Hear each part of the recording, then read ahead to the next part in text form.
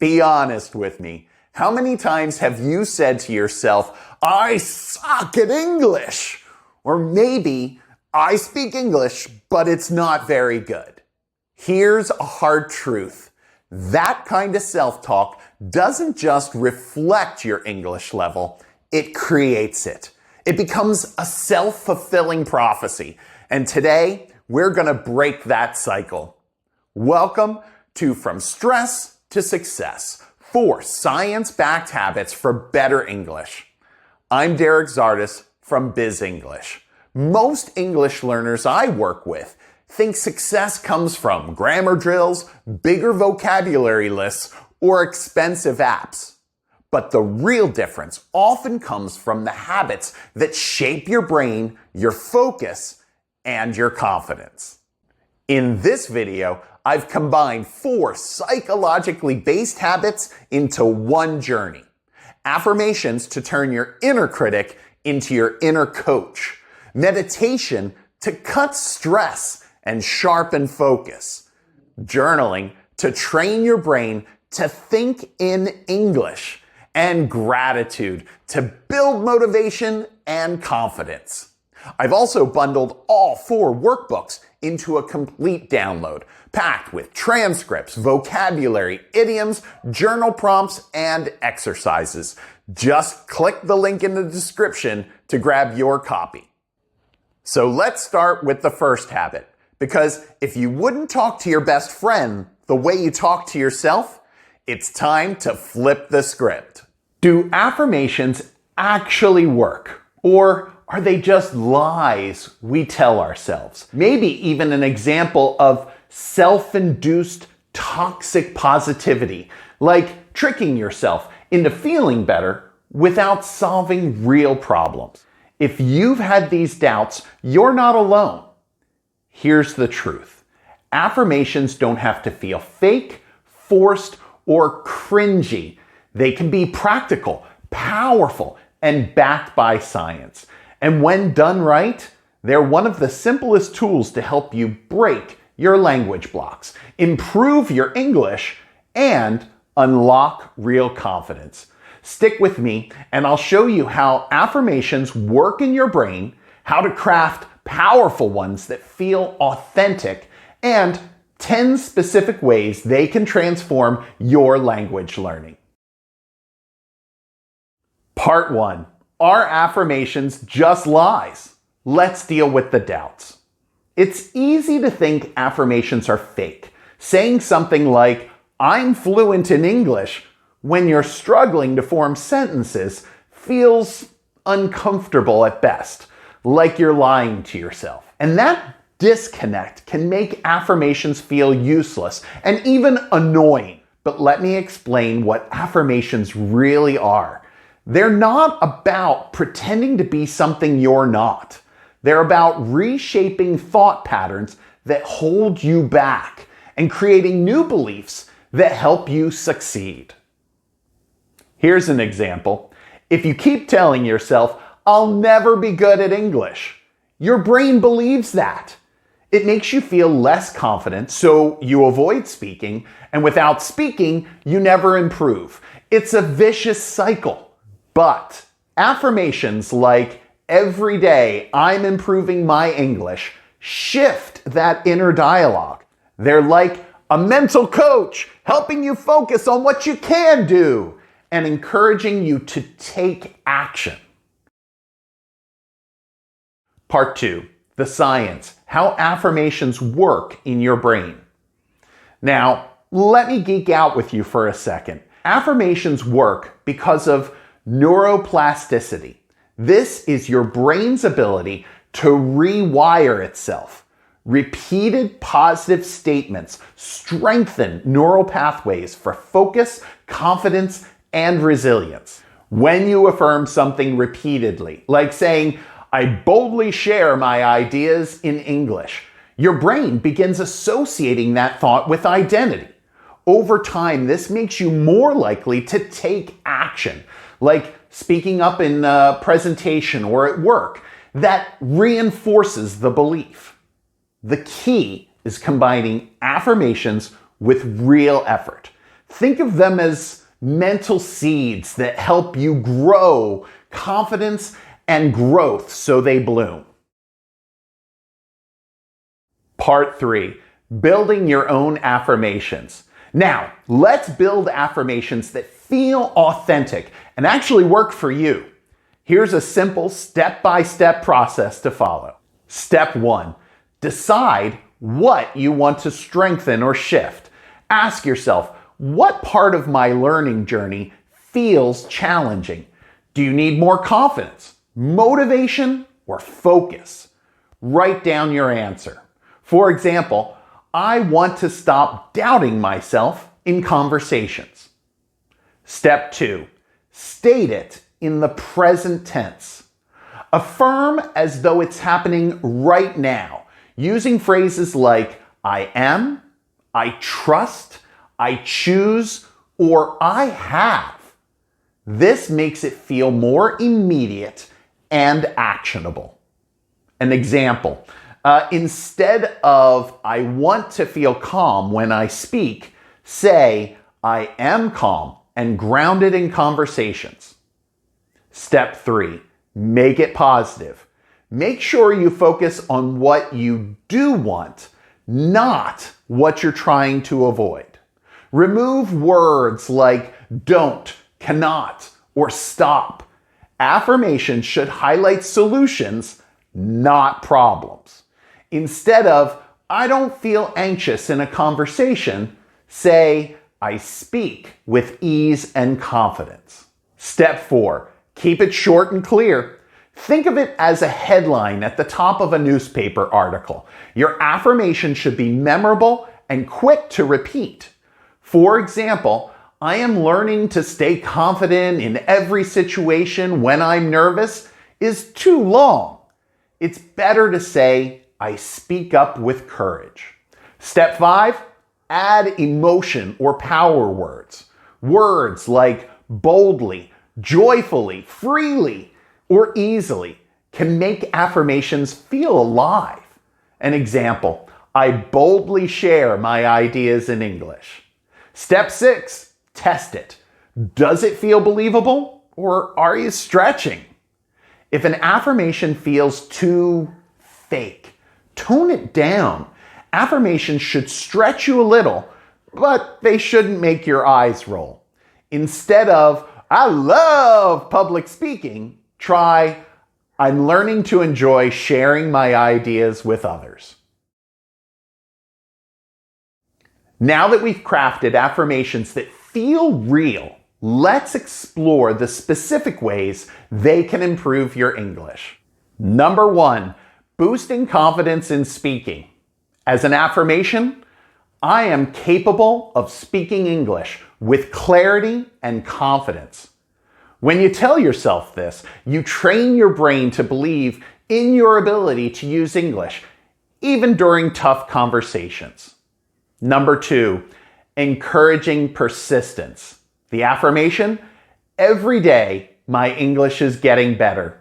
This reminds you that progress happens with consistent effort, even when growth feels slow. Number 3, reducing fear of making mistakes. The affirmation, mistakes are an important part of learning. This helps shift fear of failure into a willingness to try and improve, the basic building blocks of growth mindset. Number 4, reinforcing consistency and practice. The affirmation, I have discipline to practice English daily. By turning practice into a habit, it keeps you on track for long-term success. We want to reinforce that. Number 5, building a positive relationship with English. I enjoy learning English and discovering new ways to express myself. A phrase like this fosters curiosity and creativity, keys to drive your motivation. Number 6, enhancing focus and memory. The affirmation, I have a strong memory and I learn new words easily. A confident mindset helps you stay relaxed and absorb information more effectively. Stressful situations are managed by your short-term memory. Calm learning fosters long-term memory. Number 7, overcoming self-doubt. The affirmation, it's never too late to learn a new language. This rewires your limiting beliefs about age or ability into motivation. All of my students are over the age of 35, and most of them are closer to 50. Age is not the barrier. Number 8, promoting a growth mindset. The affirmation, I may not be fluent yet, but I'm improving every time I practice. Acknowledging progress over perfection makes learning feel rewarding. Number 9, strengthening listening and comprehension skills. The affirmation, I am an attentive listener and I understand English more every day. This helps you to stay engaged without feeling overwhelmed. And number 10, encouraging self-expression. The affirmation, I have valuable ideas to share and I express them well in English. Believing in your voice empowers you to use it, even with limited vocabulary. Once your inner voice is on your side, the next step is calming your mind. Learning English as an adult takes energy, focus, and persistence. It can feel overwhelming, especially when your mind is full of stress, distractions, or doubt. But what if the best way to move forward was to pause? Today, I want to show you how just 1 minute of guided meditation a day can improve your English faster and help you feel better while you're doing it. Not by magic, not by pithy mindset slogans, but by actual physical changes in your brain and your body. And I'll guide you through a 1 minute learning-focused meditation you can do with me right here in this video. But first, let's talk about why this works. Part 1. Why meditation helps you learn anything faster. Meditation isn't just about clearing your mind. It's about training your attention. And the benefits go way beyond just learning English. Here's what regular, even short meditation can do. It reduces stress and lowers cortisol, the hormone that makes it hard to focus or sleep. It improves your mood and helps you bounce back from challenges. It strengthens emotional regulation, so you're less likely to panic when speaking. It sharpens your focus and it extends your attention span. It boosts your memory, especially short-term and working memory. It improves sleep, which is essential for language retention. It increases creativity, helpful for writing, speaking, and improvising. It builds self-awareness, so you notice your own learning patterns and emotions. And it creates new neural connections, helping your brain absorb and integrate information faster. Research even shows that after just 4 days of daily meditation, participants had significantly better attention and memory, two of the most important skills for language learners. And long-term meditation literally changes your brain. It increases gray matter in key areas like the hippocampus and the frontal cortex, which contains learning and memory, as does language learning. Combining the two is essentially supercharging your progress. They don't just work well together, they amplify each other. And this improves the connectivity between different brain regions, essentially rewiring your brain. The result?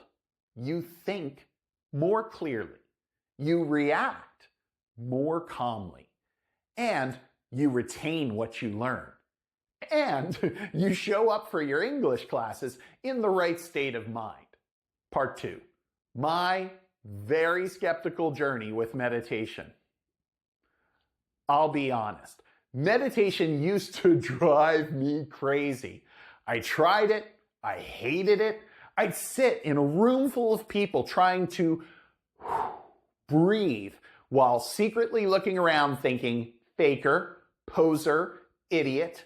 This is just a room full of people pretending to be calm. But years ago, while I was training for marathons, I hit a point during my long runs, especially where you would hit the wall, where I had to tune out everything and focus only on my heartbeat and my breathing. And that's when it clicked. That was my first experience with a true meditative state. Focused, calm, fully present. Later, when I started learning how to take short power naps during the day, someone suggested I try meditating midday instead. I resisted at first, but eventually gave it a go. Now I've worked up to meditating for 11 minutes every day, usually right in the middle of my workday, and I feel more grounded, calmer, and mentally sharper just because of it. So if you're skeptical, I get it, but stick with me because this can change your relationship with learning English and your life. Part 3, how to start and meditate with me right now. Let's keep it simple. Here's how to set up your first meditation. Hopefully, you're in a quiet space. It doesn't have to be silent, just somewhere you won't be interrupted. Sit comfortably. You can sit on a chair, on the floor, or even lie down. Just don't fall asleep. Close your eyes or lower your gaze. Focus on your breath. Notice the air coming in and going out. That's your anchor. But now we'll do a 1-minute guided meditation together with a focus on English and learning growth. You don't need to do anything except follow my voice. Let's begin. Part 4. A little more than a minute meditation. Take a deep breath in and slowly let it out. Feel your feet on the ground. Feel your seat supporting you. Let your shoulders soften. Let your hands rest. Now bring your attention back to your breath. In and out. If your mind wanders, gently bring it back to your breath. Now imagine yourself speaking English in your workplace. Maybe it's a meeting, a presentation, a conversation with a colleague. See yourself feeling calm, focused, and clear. Bring your full self to that image and breathe in and breathe out. You are learning. You are growing. You are capable. Take one more deep breath and slowly open your eyes. How do you feel? You can start with just 1 minute a day, and after a couple weeks, work your way up to 3 minutes or 5. Do this before a study session, or after lunch, or whenever you feel overwhelmed. Within a week or two, you'll likely notice better concentration when studying, faster word recall, less panic when speaking, and a deeper sense of confidence in your learning process. You may even sleep better, feel less stressed, and find more enjoyment in your daily practice and your daily life. So, we've rewired the brain, calmed it down. Now, let's put English into action every day. Let's be honest. Learning English as an adult isn't exactly a walk in the park.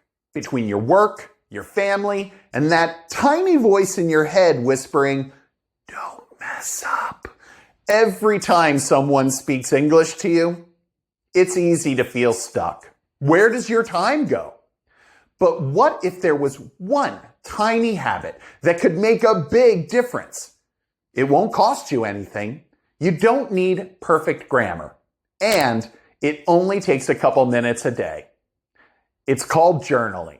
Now, before you roll your eyes, this isn't about writing your teenage secrets or starting every entry with, "Dear Diary, Bobby didn't even notice me today." This is about giving your brain the kind of daily English workout that builds real fluency. And science backs it up. To prove this to you, stick around to the end. I have a little gift that will make this super easy. Why does journaling work? When you write in English, just a little, every day, you're doing way more than practicing grammar or vocabulary. You're training your brain to think in English. Psychologists call this expressive writing, and it's been studied for years. In one study, 600 students who wrote about their thoughts before an exam actually performed better. Why? Because getting worries out of their heads made more space for focus and memory. Another study looked at second language learners and found that those who journaled daily saw noticeable improvement in their vocabulary, grammar, and writing fluency. So, what's going on behind the scenes? When you write, your brain kicks into high gear, activating memory, emotion, and language centers all at once. You reduce the stress that blocks learning. You become more aware of how you think, and maybe, and most importantly, you build confidence. Because every journal entry, no matter how small, is proof that you can express yourself in English, even if it's not perfect yet. What should you write? Let's make this super simple. You're not writing essays. You're just having a little English conversation with yourself. Here's a routine anyone can follow. Step 1, write one sentence about your day. Step 2, write one new word you learned. Step 3, add a quick reflection. How did you feel? What challenged you? Done. Example? Today I had coffee with my manager. I spoke in English. New word, negotiation. I feel a little more confident than yesterday. That's already progress. And if you want to keep going, try prompts like, what did I do well in English today? What's one thing I want to be able to say next month? Or even, what confused me today? You can even use your journal to practice grammar. Want to get better at conditionals? Write, if I had more time, I would study English for 2 hours today. Take any grammar exercises you're working on and rebuild a sentence in your journal. This is your space to experiment, reflect, and make mistakes without judgment. It doesn't matter if it's a fancy leather-bound journal, a school notebook, or even a folded piece of paper with 16 boxes. Even if you write one new word a day in a box, after a year, you're 75% of the way from going from beginner to elementary. If you want to see how to use the folded piece of paper, check out last month's video on gratitude. I'll put a link at the end. Here's something most people don't realize. Writing helps you speak. When you write consistently, something powerful happens. You start thinking in English. That's your inner voice adjusting to the language. And that voice helps you speak more naturally, more fluently, and with way less hesitation. If you ever journal about things you've heard, like a podcast or a YouTube video, hint, hint, you'll notice your listening improves too. That's because you're taking new words and making them a part of your own story. You're not just memorizing, you're absorbing. You'll actually see progress. If you do this, I can guarantee it. Hundreds of my students can't be wrong. Here's the best part. You'll feel the change. After a couple of weeks, most learners notice their sentences flow more naturally. Words come to mind faster. They pause less when speaking, and their confidence way up. Want proof? Flip back to day one of your journal. You'll probably smile at how far you've come, because sometimes we don't notice progress in real time. But when it's written down, you can't miss it. How to start today. You don't need the fancy notebook. You don't need the perfect time. Grab anything. A notebook, a phone, a Google Doc. Write one sentence, one word, one thought. Do it again tomorrow. And again the next day. If 5 days a week is all you can manage, that's fine. This is about showing up, not showing off. Every journal entry is one more step towards fluency. And here's my challenge for you. Start today. Print out our workbook or pick up your fancy dancy journal. Just one sentence in English. You can write it in the comments or keep it private, whatever works for you. Tomorrow, do it again. We've saved the best for last. Now, we're going to talk about the most underrated language hack of all, saying thank you.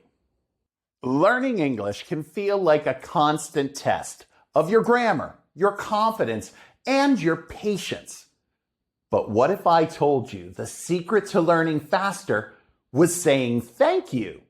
Stick around, because this little piece of paper just might change how you learn English forever. No, it's not origami. Today, we're going to talk about something that costs you nothing, boosts your confidence, and, believe it or not, can help you enjoy learning English. It's gratitude. Now, before you click away and go watch a cat playing piano, stay with me. Today, we'll start the Gratitude Squared Challenge.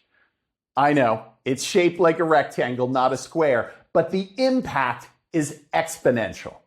Science shows that people who practice daily gratitude have better memory, less anxiety, and wait for it, more confidence speaking a new language. Why?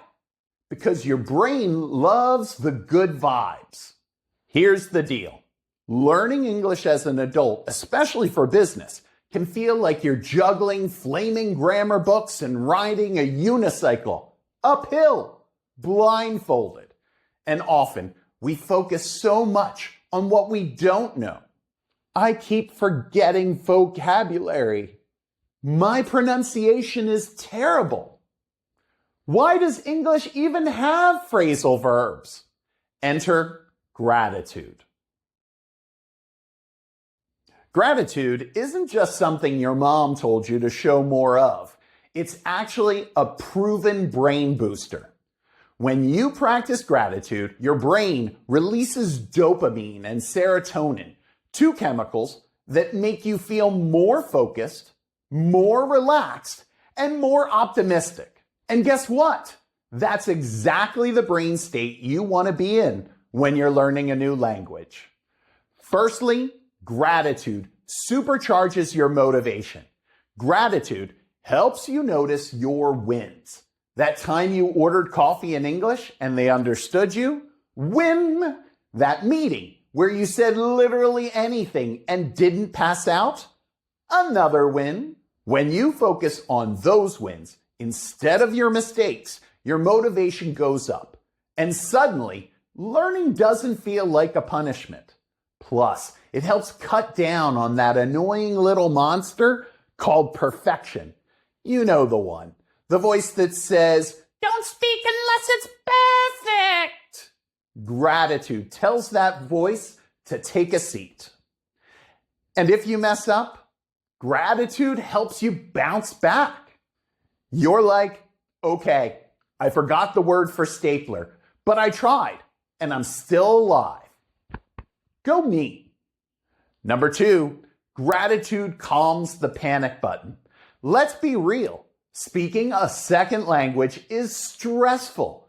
Your brain's like, uh-oh, everyone's judging me. And your mouth is like, we forgot how articles work.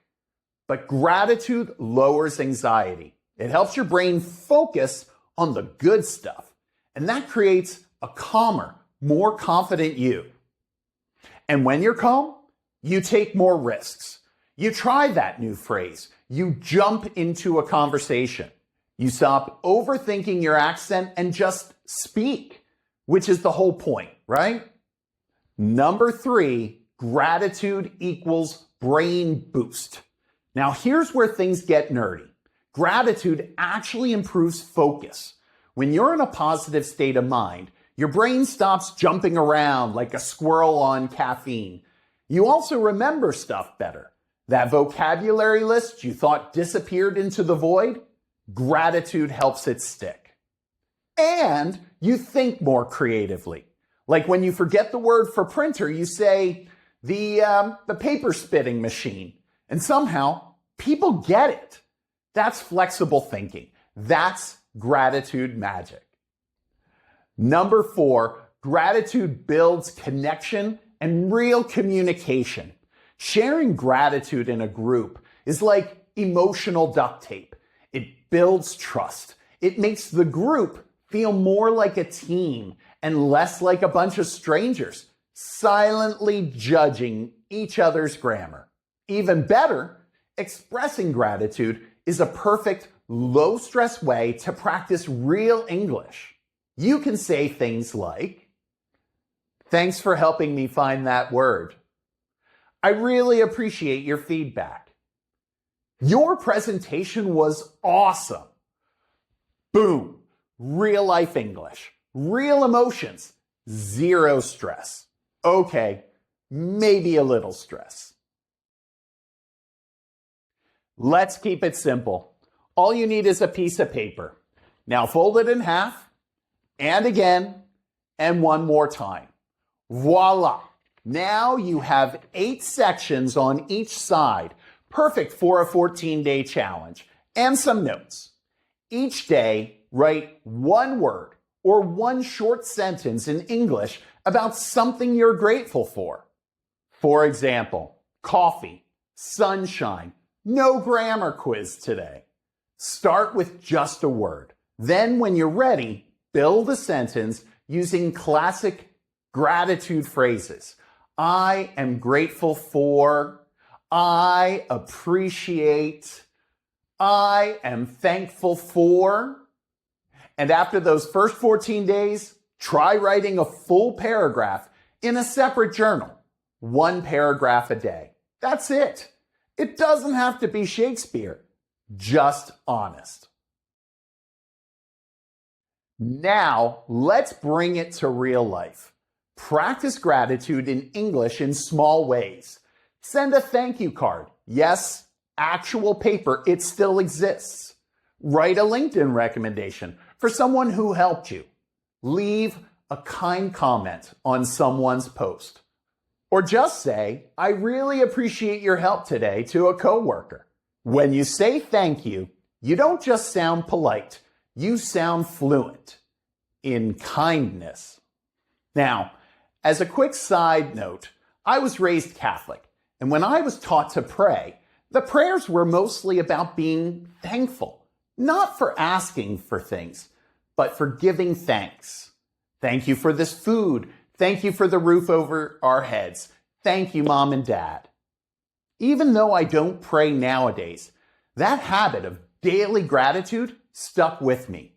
And it turns out it's not only good for your soul, it's good for your confidence too. So here's your challenge. Grab a piece of paper and fold it. Start your 14-day gratitude practice. Use your English to say thanks with heart, not just with habit. We started with stress, and now you've got a toolkit for success. 4 science-backed habits that rewire your brain for better English. Here's how you can put it all into one 5-minute morning routine. Start with an affirmation. Say one positive, authentic statement about yourself in English. Follow that with 1-minute meditation. Breathe, focus, clear the stress. Journal for 2 minutes. Write a sentence, a word, and a reflection. And then finish by thanking someone in a note, in your notebook, someone that you appreciate. And that's 5 minutes. That's all it takes to move from stress to success in your English learning.